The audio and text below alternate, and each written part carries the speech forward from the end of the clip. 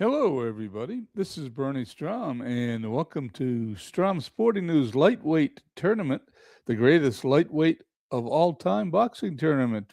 Tonight's bout Joe Gans versus Carlos Ortiz. This is Friday night at the fights. We're starting at 11 p.m. Eastern, and this is the fourth fight in the opening round of the tournament. Let me show you where we are in this tournament. Here we are here. There we go. In bout number one, Roberto Duran lost the number one seed in the tournament, the lightweight tournament, lost to Edwin Valero, the number 8 seed. Valero knocked out Duran in 10 rounds. In the second bout, which was bout number 4, Benny Leonard won. He was the number 2 seed. Julio Cesar Chavez, who was losing the fight, it was a close one, but he was DQ'd in round 8 of that fight. Last Friday, Pernell Whitaker, the number 3 seed, won over Ike Williams, and that was a unanimous decision. It was the first bout to go 12 rounds. Hey, how you doing, Philip? Hope everything is going well on Friday evening. And tonight, in the last bout in the quarterfinal, Joe Gans versus Carlos Ortiz for number 4 versus number 5. The top rated fighter left in the tournament is number 2, Benny Leonard. And he will fight the lowest rated fighter in the tournament, Edward Valero, beginning in the semifinal rounds. And Pernell Whitaker is number 3.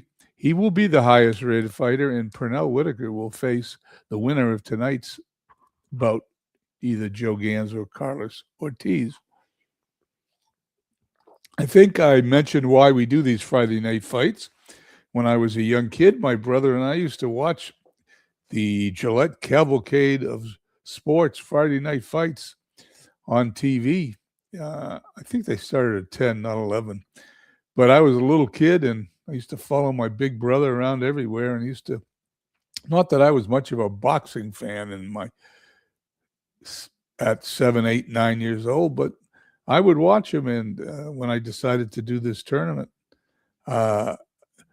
I honor his memory by doing these late on Friday evening. Okay, let's take a look at Joe Gans, the number 4 lightweight. I am not a boxing historian. I'm a boxing fan, so I didn't know much about Gans when I started this tournament. I'm going to read a short excerpt from the Ultimate Encyclopedia of Boxing by Harry Mullen. Is that his name? Mulan or Mullen? Anyway, a couple more pages here, and I will have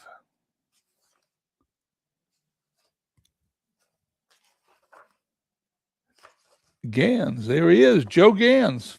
Joe Gans was born in Baltimore. His official real name was Joseph Gaines.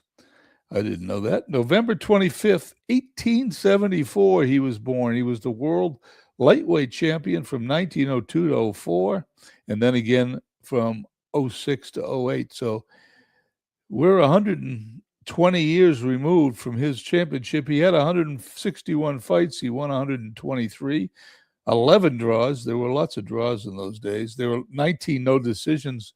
There were also a lot of no decisions. I think they fight. Philip was on NBC, but don't quote me on it. It was over 60 years ago. So, but I can look it up. We can look that up and find out. That should be fairly easy. He also had 8 defeats. This is what it says about Joe Gans. Gans, a classy counterpuncher, was one of the best lightweights in history.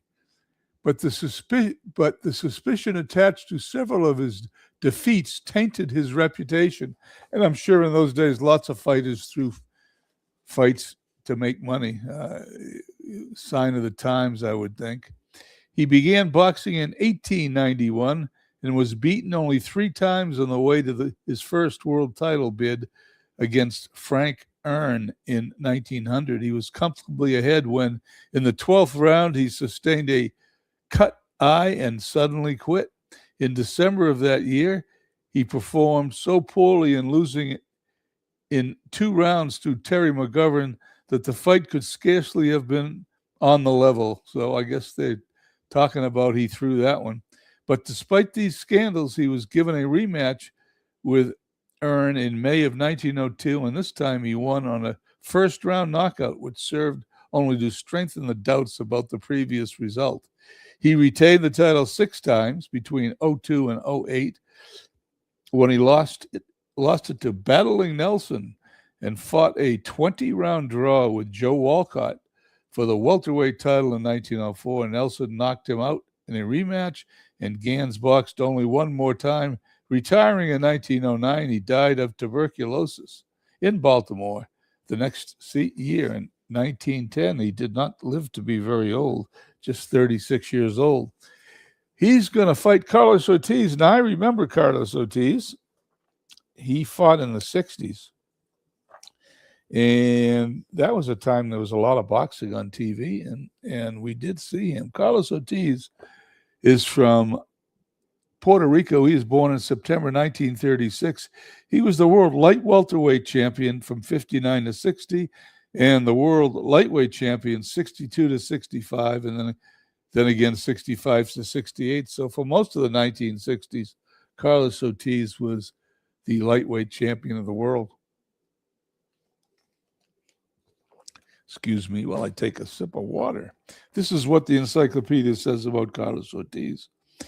He had 70 fights. He won 61 of them, 1 draw, 1 no contest. Things had changed by the 1960s. He had 7 defeats. The smooth boxing Ortiz, and that's what I remember, he was a great boxer, who moved to New York at 9 and represented America as an amateur, was the first champion of the revived 140-pound division, but he really made his mark as the 2-time lightweight champion. He turned pro in 55 and was a contender by 58. But when the chance came to contest the vacant light welterweight title against Kenny Lane, he jumped at the opportunity. The fight in New York in June of 1959 ended disappointingly when Lane was stopped on a cut in the second round. Ortiz defended against Battling Torres and can't pronounce this, Duilio, Loy, his last name, Loi, then lost his next 2 title fights with the Italian and came back down to lightweight. There was a big difference in those days. They didn't move around as much, and if you moved up, you generally lost. He defended his crown in Tokyo, Puerto Rico twice, and the Philippines, losing to Ismael Laguna in Panama in 65. Ortiz won the rematch and made a further 5 successful defenses before Carlos Teo Cruz ended his reign in Santo Domingo in June of 1968.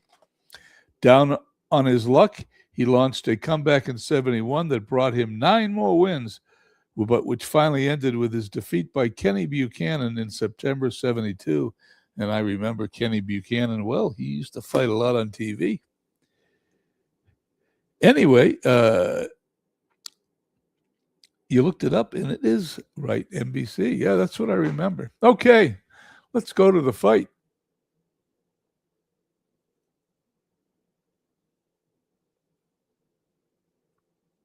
We use Legends of Boxing 2.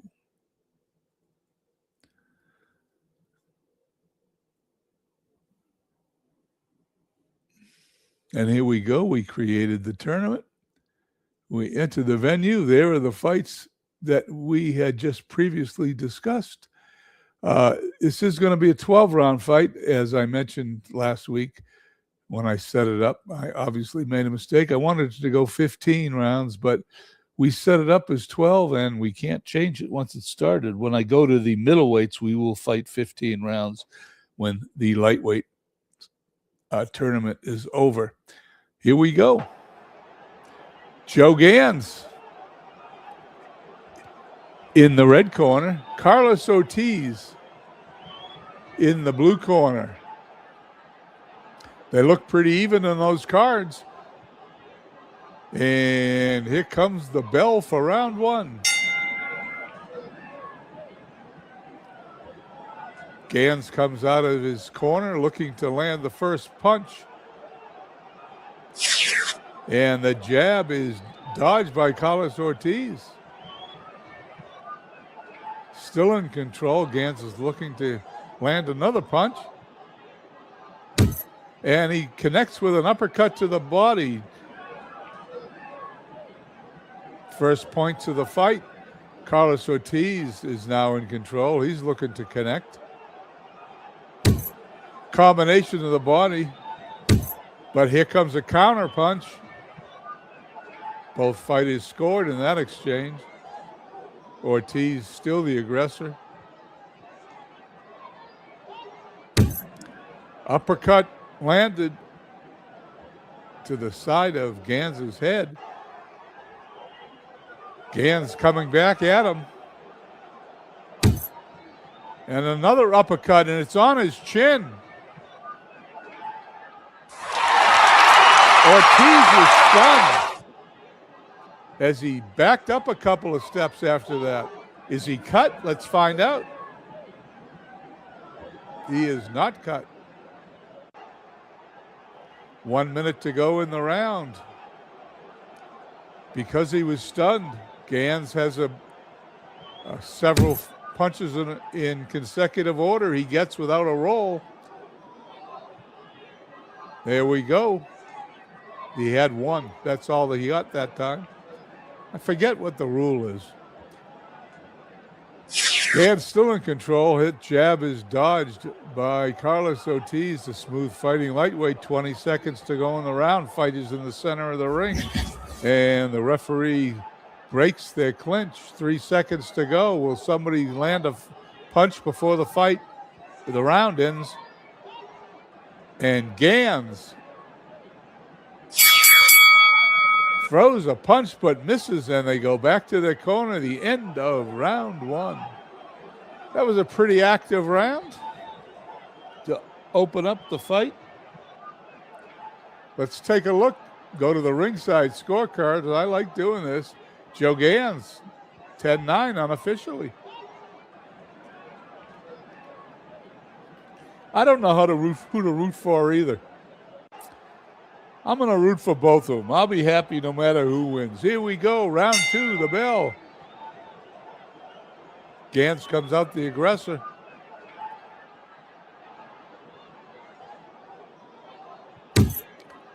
Lands across. Ortiz slips to the side, looking to throw a punch. And it's a hard combination to the body of Gans. Gans is ready to fight back, however.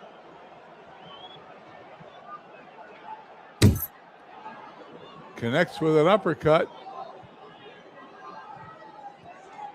In the center of the ring, both fighters, and there's an exchange. Ortiz wins it 2-1.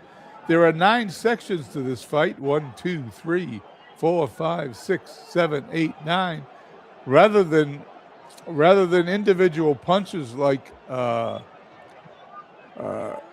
title bout 2, and you roll the dice for every punch, here you roll the dice for every segment of the round, and there are 9 of them. Joe Gans still in control in this segment.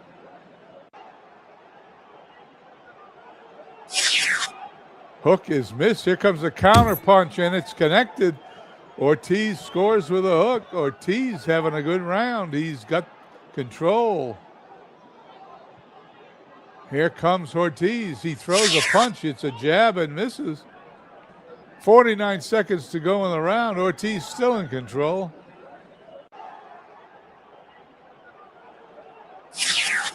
Combinations blocked by Gans. Gans, a talented fighter. Ortiz still coming after him. Once again, Gans ducks out of the way of the hook. 15 seconds to go in the round. They're going to go to the center of the round.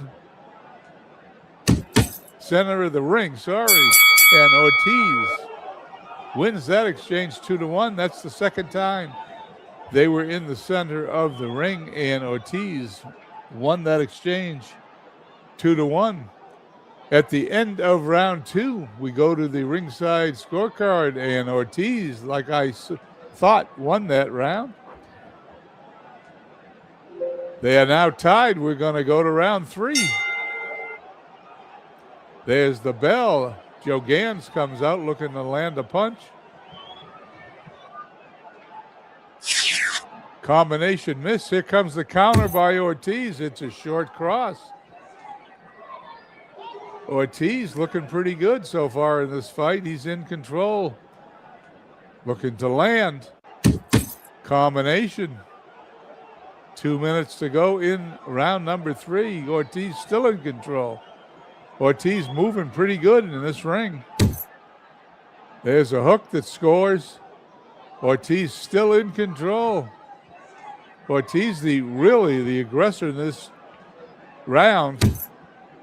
There's a hook that connects. Ortiz, it's all Ortiz here in round 3.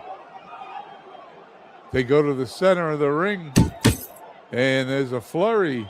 Gans stuns Ortiz and won that exchange 3-2.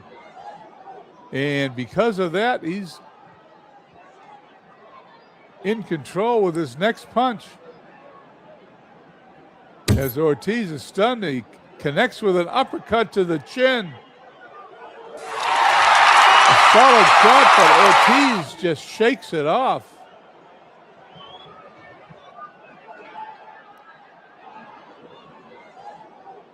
Was there a cut? No. Both fighters unmarked. We go to 1 minute in the round. Ortiz and Gans in the center of the ring. Referee separates the fighters. They come back to the center of the ring after they were separated, and both fighters score with a punch. 4 seconds to go. Gans trying to land the last punch of the round. It's round number 3. He throws a punch, and Ortiz ducks out of the way. The round is over as the bell sounds.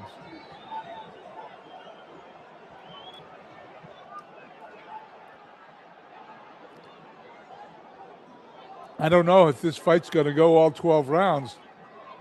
These guys are fighting a pretty good fight. Let's see what the unofficial judge at ringside gave that to Carlos Ortiz. I'd have to agree with him.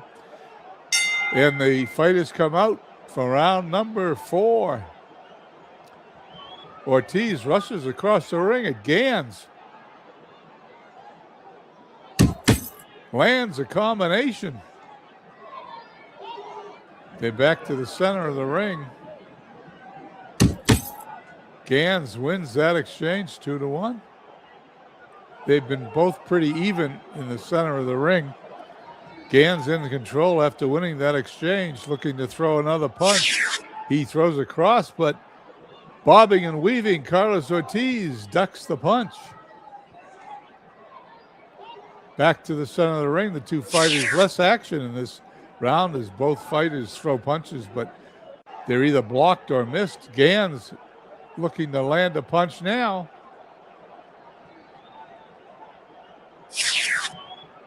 Bobbing and weaving, Ortiz looks a little fast for Gans. They're going to go back to the center of the ring where both fighters land. Pretty even round, not as much action in this round. Ortiz coming after Gans. Connects with a hook. 39 seconds to go in round number 4. They're going to go to the center of the ring. Ortiz wins that exchange 2-1.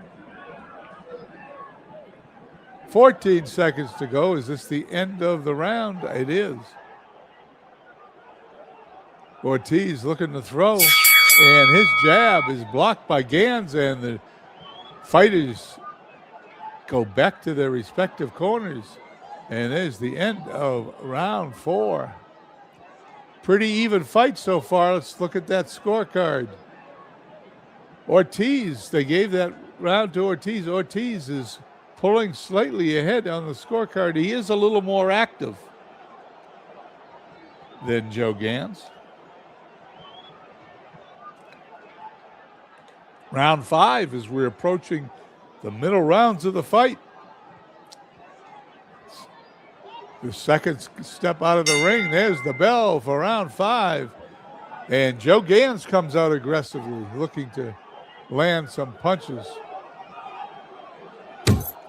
There's an uppercut to the jaw of Ortiz. Ortiz didn't get out of the way of that one. Gans looking to follow up with another punch. And he does. It's a hook to the body. Both fighters in the center of the ring again. And light punching, they both scored a couple of punches. Ortiz now pushes away. Gans coming after him. Throws a jab, but Gans' defense is perfect. Blocks the punch. They're in the center of the ring one more time. And Gans scores 2-1 inside that exchange. He's got control still. Gans looks to be the aggressor. He's fighting a better round.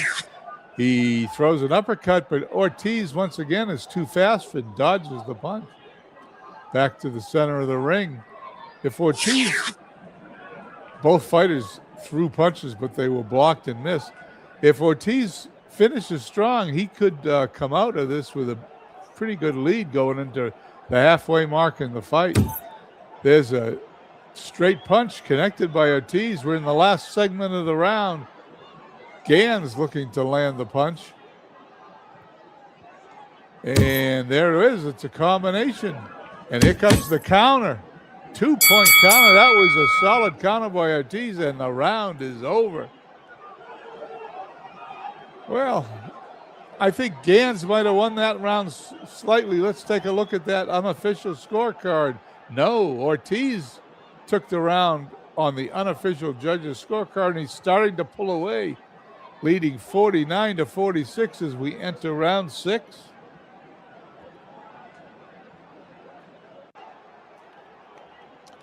For those people that might be just dropping by, welcome to my Friday night lightweight all-time championship fight. Seeds in the quarterfinal round of the tournament. This is Joe Gans, number 4, fighting Carlos Ortiz, number 5. And there's the bell for round 6. Joe Gans comes out aggressively. Neither fighter's been hurt in the fight. Ortiz was stunned once. There's an uppercut by Gans, but there was no damage done. In the center of the ring, the fighters are separated by the referee. They're back at each other in the center of the ring, and they're just moving around. There's no punching. It looks like both fighters may be taking a little breather here in round 6. Joe Gans looking to throw a punch. He does, but the jab is blocked by the skillful Carlos Ortiz. It looks like Carlos Ortiz's fight to lose. He's ahead on the unofficial scorecard, and he looks pretty good to me. Jab scored by Gans. Is Ortiz going to be cut? Let's see. No. 1 minute to go in round number 6. Back to the center of the ring they go. Both fighters throw punches. They're both blocked and missed. Ortiz looking to be the aggressor.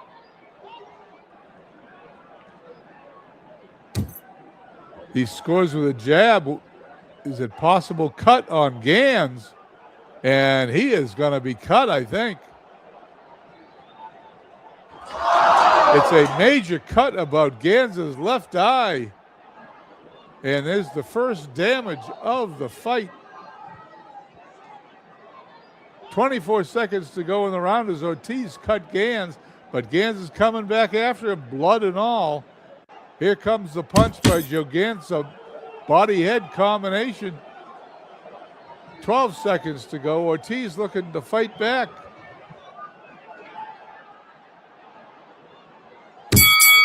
And he lands a straight punch as the bell sounds in the end of round 6.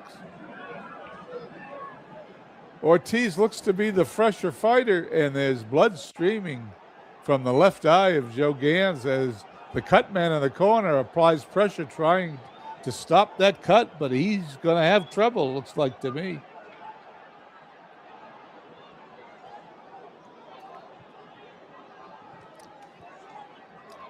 This fight's coming to you from Las Vegas, Nevada.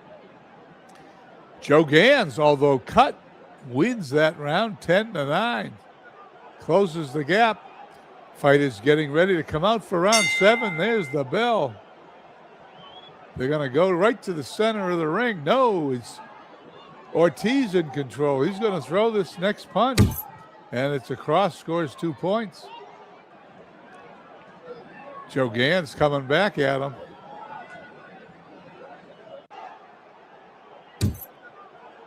He lands with a jab. Now they're in the center of the ring. And it's the first foul possibility of the fight. And it's a marginal foul. There's no points taken away for that. Carlos Ortiz still in control after that foul. Connects with a straight punch. Ortiz in control of this fight. We're halfway through, and he looks like he's winning this fight. Gonna open up his 2-point lead, according to the unofficial scorekeeper. Gans scores with a hook. There they are, center of the ring. They clinch, and the referee separates them. They go back to the center of the ring. Referee steps in and separates them one more time. 30 seconds to go in the round. Joe Gans looking to land a punch, see if he can score some points so he doesn't lose another round. That's a cross, but it was slipped by Ortiz. He's done a lot of that in the fight. 8 seconds to go in round number 7. Gans is going to be able to score a little bit more, possibly. Here comes a punch by Gans, and it's a jab. He scores a couple of points. Did he cut Ortiz? No, I don't believe he did. And that's the end of round 7. Joe Gans still has a cut on his left eye. It's still bleeding. Carlos Ortiz wins that round 10-9.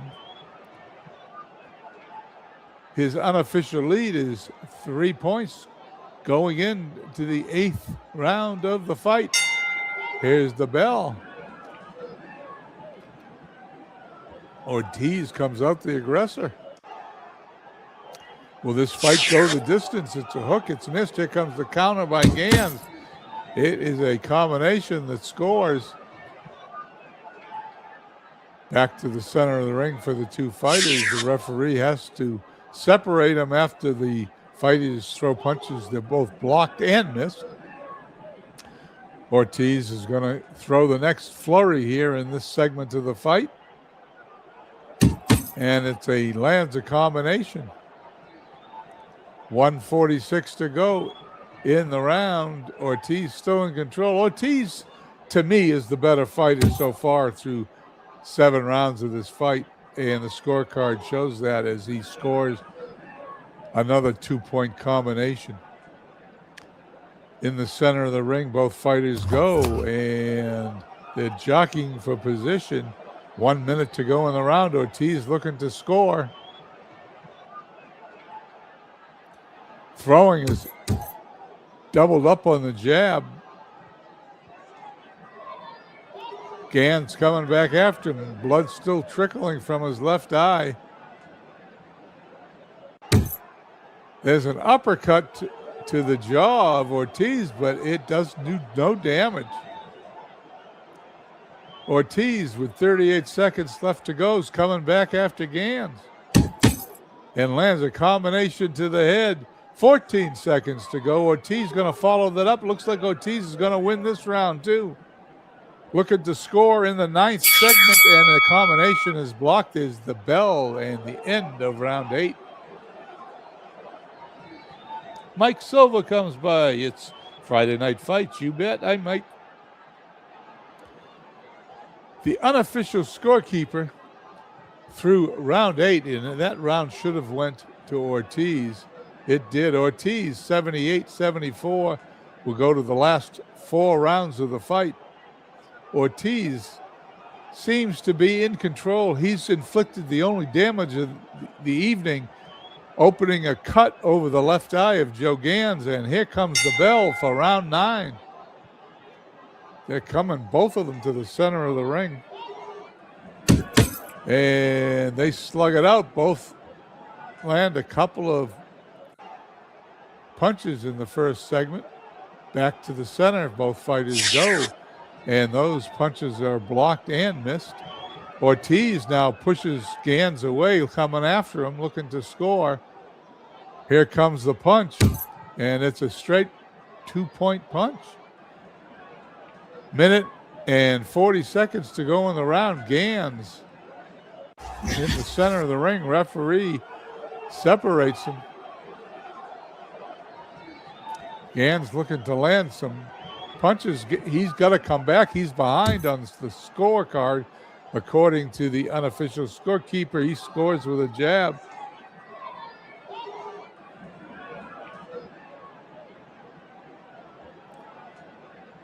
Ortiz looking to land. He scores with a combination to the head as Gans just shrugs that one off. No damage done there. Gans coming back.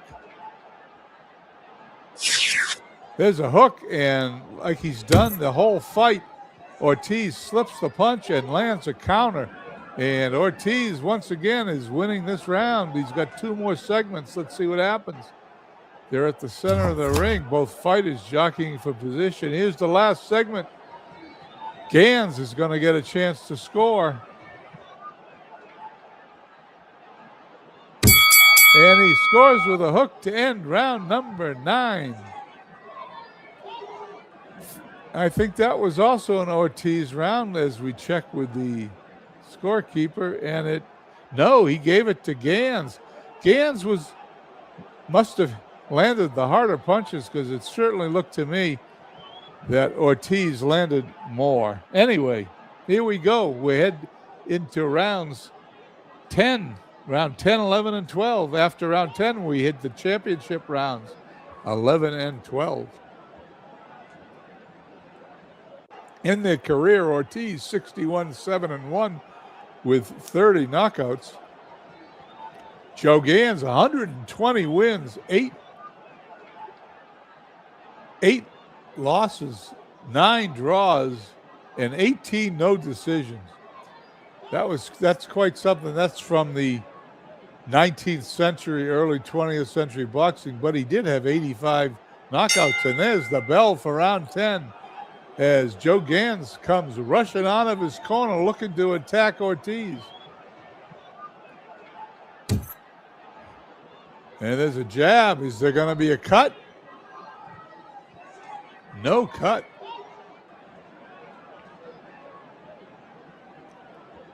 Ortiz now circling to his right, looking to throw a combination, but he throws a straight punch that lands to the body of Joe Gans. Ortiz still in control. Lands with the hook. Minute 45 to go in the round. Ortiz circles around to his left, looking for an opening, and lands a straight punch.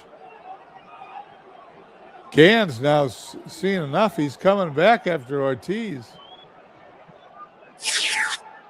Misses the jab. He's thrown a lot of punches that's missed. Ortiz is a very elusive boxer. Ortiz looking to land a punch, and that jab is missed as Gans gets out of the way. Or Gans now looking to come back after him. And there's a solid combination to the body of Ortiz. Back to the center of the round, 30 seconds to go in the round. Both fighters miss. Gans in control. 18 seconds to go in the round.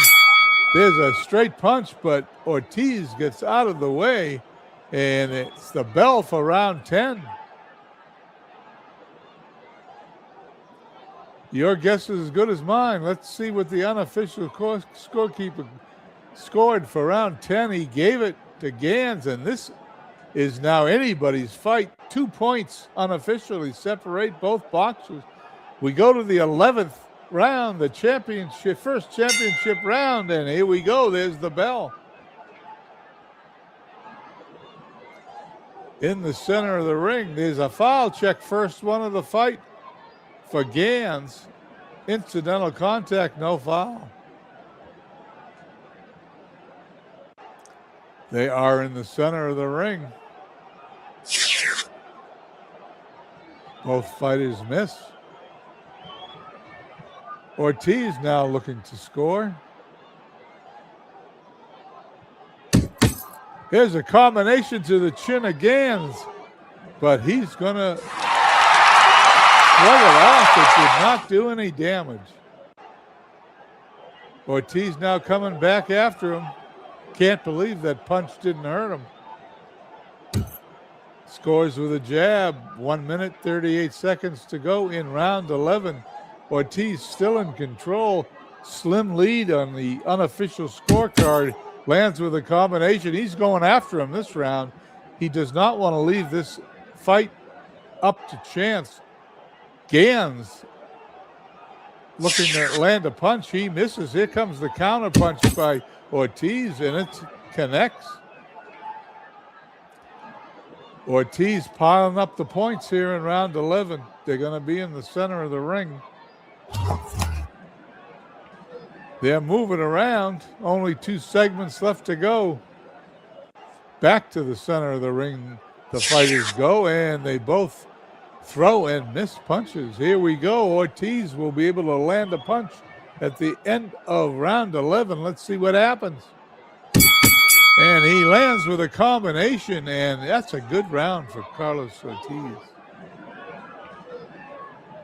Fighters go back to the corner. There's 1 round left in the fight. Yeah, knockdown for either fighter would sway it. And Ortiz ahead on the unofficial scorecard, 106-103. That would mean Gans needs to knock him out to win.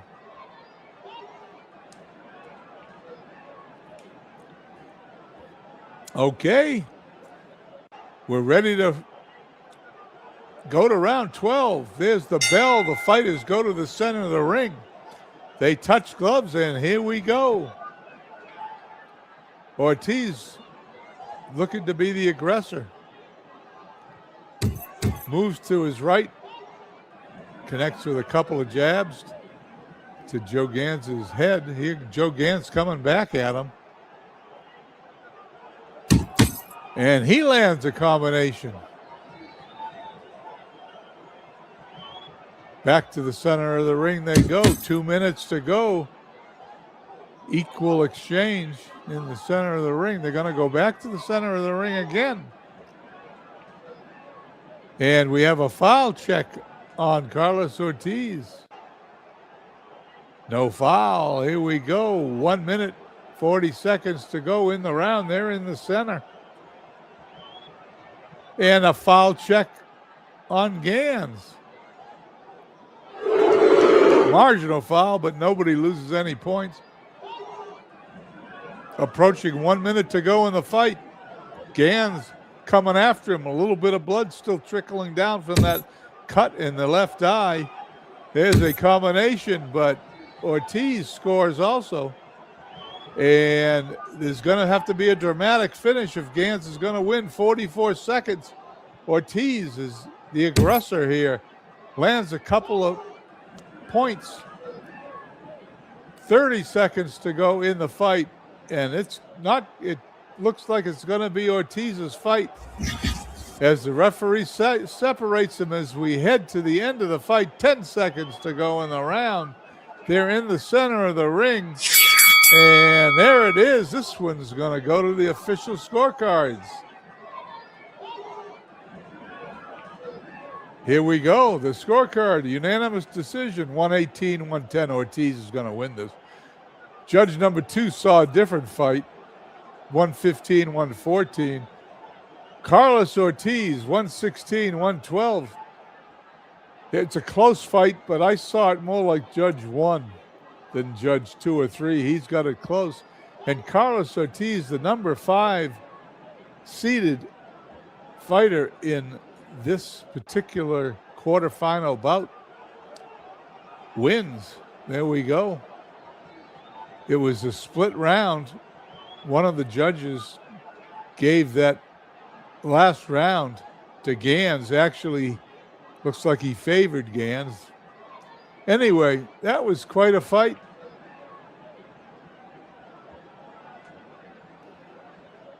There's the end